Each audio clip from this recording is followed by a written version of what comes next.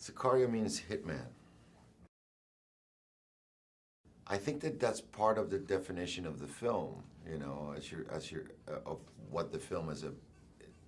It's not necessarily about that, but it's kind of like, I had someone who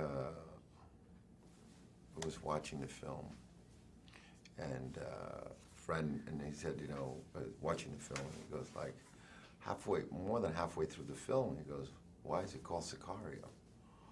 And then he said by the end of the film, he understood. And I thought that was a really great thing about the title of the film, because it's kind of like, it's not out there. But I think that I don't want to give up or give any information about the film. I don't want to ruin the film. But I do feel that it's called Sicario, and then I felt that was really interesting that he said that more than halfway through the film, he turned to his friend and said, why is it called Sicario? And then by the end of the film, he said, I know exactly why it was called Sicario now.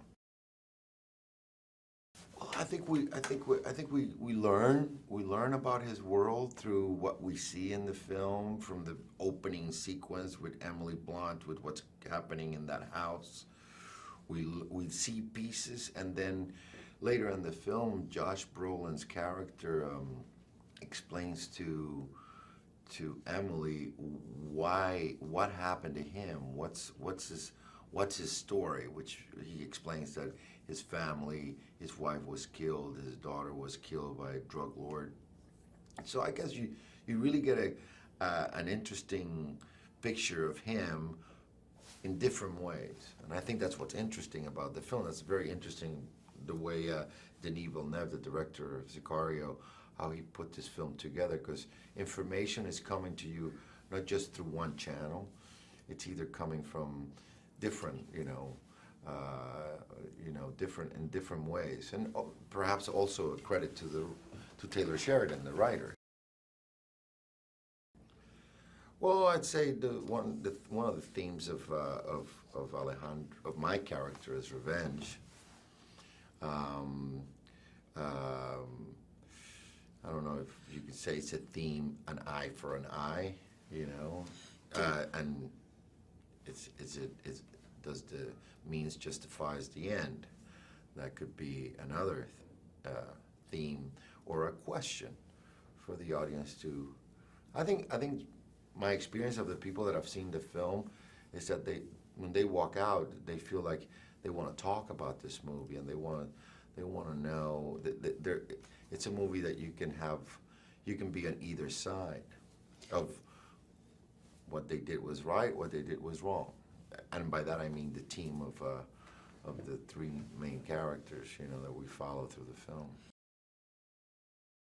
Yeah, I think the world where Alejandro comes from is not black, is not white. It's a gray world, and I do think that it's like, that's one of the things that makes the character interesting, because we feel attracted to him, or we like him, and then we can also be repelled by him, and that's. But I think it's not only Alejandro's character, but perhaps Josh Brolin's character as well, and. So we're conflicted with that, you know, and that makes it an interesting experience when you watch the film. Yeah, I mean the character, the character Alejandro kind of like